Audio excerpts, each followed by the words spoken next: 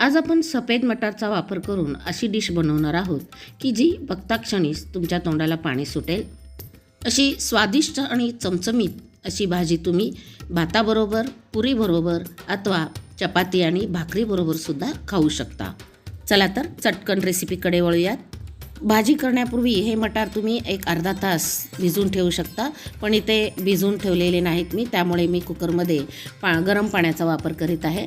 त्यामध्ये मी चणे घातलेले आहे, एक कांदा, टोमॅटो, हळद आणि थोडंसं मीठ घालून कुकरच्या 1-2 शिट्ट्या मी थोडेसे जास्तच घेत आहे। पहा, अगदी हे मटार व्यवस्थित शिजलेले आहेत। भिजवलेले मटार असतील तर शिट्ट्या जास्त घेण्याची गरज नाही। कढईमध्ये 3 ते 4 चमचे तेल घेतलेले, गरम झाल्यावर त्याच्यामध्ये मोहरी, जिरे छान तडतडून घेतल्यावर आलं, लसूण, कोथिंबीरची पेस्ट घालून कांदा आणि टोमॅटो छान परतवून घेतलेली आहे।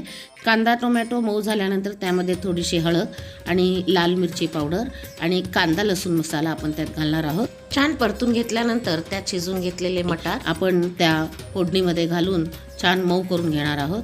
आणि तुम्हाला या करीची कन्सिस्टन्सी कशी हवी त्या पद्धतीने तुम्ही याच्यामध्ये पाणी घालू शकता। वरून मी थोडंसं चिंच, गूळ घातलेली आहे।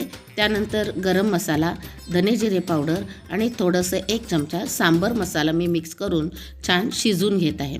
वर झाकण ठेवून आपण 5 ते 6 मिनिटासाठी छान शिजून घेऊयात। पहा, अगदी छान मस्त असे आपले हे मटार छान शिजलेले आहेत।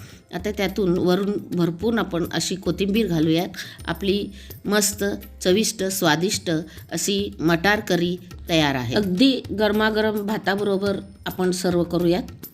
याशिवाय तुम्ही गरमागरम पुरी अथवा चपाती बरोबर सुद्धा याचा आस्वाद घेऊ शकता। छोट्या भुकेसाठी चटकन तयार होणारा हा मेनू आहे। रेसिपी कशी वाटली नक्की कमेंट करून सांगा। व्हिडिओला लाईक करा, जास्तीत जास्त शेअर करा आणि चॅनलवर नवीन असाल तर सबस्क्राईब करा।